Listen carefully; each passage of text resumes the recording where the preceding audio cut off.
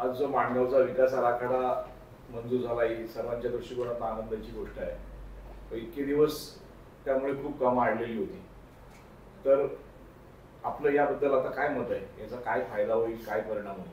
प्रथमतः मी आमचे नेते ॲडव्होकेट राजूजी साबळे यांचे आभार मानतो, कारण का 3 ते 3.5 वर्ष त्यांनी सतत ह्या गोष्टीचा पाठपुरावा केला आणि त्यांच्या प्रयत्नानं यश आलं। त्याच्याबद्दल मी त्यांचे खूप आभार व्यक्त करतो। आणि ह्याचा फायदा असा होणार आहे की आपल्याला इथे ज्या जागा आरक्षित आपण केलेल्या आहेत, जसे की आता भाजी मार्केट असेल, फळ मार्केट असेल, मटन मार्केट असेल, हे सगळे आरक्षित होतील। रस्त्यांचे जाळे आता व्यवस्थित होतील, रस्ते अगदी 9 मीटर 12 मीटर असे डेव्हलप होतील आणि आपला शहर जो आहे तो एक 20 ते 25 वर्ष खूप पुढे जाईल आणि खूप विकास कामं याच्यातून होणार आहेत आणि शहराला एक चालना मिळणार आहे। त्याच्यामुळे खूपच सुंदर असं काम आज जे झालेलं आहे हे माणगावकरांसाठी खूपच आनंदाची बातमी आहे। आम्हाला सारखे याच्यावरती पत्रव्यवहार होत होते की विकास आराखडा कधी होईल, कारण का ह्याच्यामध्ये बरेचसे ग्रीन झोन्स जे रस्त्यालगत असणारी जागा होत्या त्या ग्रीन झोन झाल्या होत्या, त्या आता आर झोनमध्ये होतील। त्याच्यामुळे बांधकामांनाही खूप चांगलं चालना मिळणार आहे। यासाठी आपण जे विविध क्षेत्र आरक्षित केलेले आहेत त्या क्षेत्रामध्ये आता आपल्या इथे कारवाई झाली, माणगाव नगरपंचायतची आपण दुकानं वगैरे हटवली, तर त्यांच्यासाठी त्याचा कसा फायदा होईल त्या क्षेत्रांमध्ये? प्रामुख्याने त्यांनाच जास्त फायदा होणार आहे, कारण का आपण त्याच्यामध्ये हॉकर झोन्स वगैरे टाकलेले आहेत। त्याच्यानंतर जे भाजी मार्केट होतं तिथे त्यालाही आरक्षण आपण टाकलेलं आहे, जसं की आणि मच्छी मार्केट आपण आरक्षित केलेले आहेत। अनेक ठिकाणी त्या लोकांना आपल्याला बसवता येईल आणि ते अधिकृत करता येतील आपल्याला। त्याच्यामुळे त्यांची चिंता आम्हाला होतीच की कसं काय करायचं, त्यामुळेच विकास आराखडा हा मंजूर होणं खूप गरजेचं होतं आणि त्याच झालेलं आहे। त्यामुळे त्यांनाही आमच्यापेक्षा जास्त आनंद होईल याचा आणि आम्हाला खूप समाधान वाटेल की त्यांना कुठेतरी एक आम्हाला जागा देता येईल त्याच्यासाठी।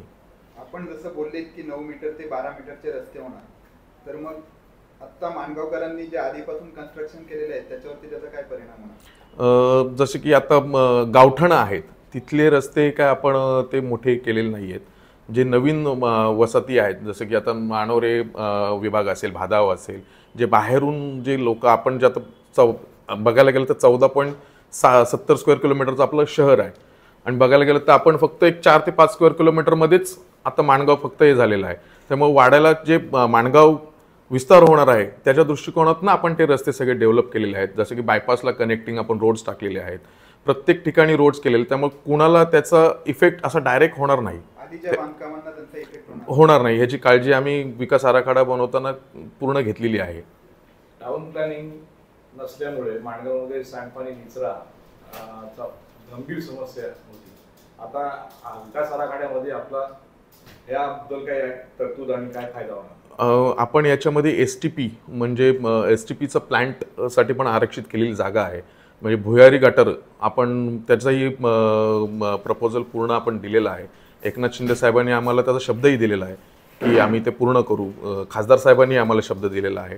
त्याच्यामुळे जो निचरा आहे, जो नदी आपली त्यांनी पूर्ण दूषित होते तीही होणार नाही। आणि ह्या 5 वर्षामध्ये आमच्या जर आम्ही शिवसेनेचा आमचा मॅनिफेस्टो बघितला असतात सुरुवातीलाच, जे आमच्या ॲडव्होकेट राजू साहेबांनी जो विजन बघितला होता त्यापैकी बऱ्यापैकी कामं त्यांनी आता याच्या मार्गी लावलेली आहेत।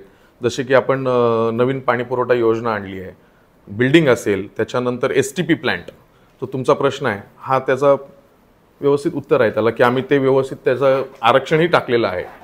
या विकास आराखड्यामध्ये आता समजा निसर्गात देणगी लावलेली काय नदी आपल्याकडे आहे, पाण्याचा खूप मोठा स्रोत आहे, भविष्यात माणगावसाठी एखादा बंधारा वगैरे याच्यासाठी काय तरतूद आहे का आपल्या विकास आराखड्यात?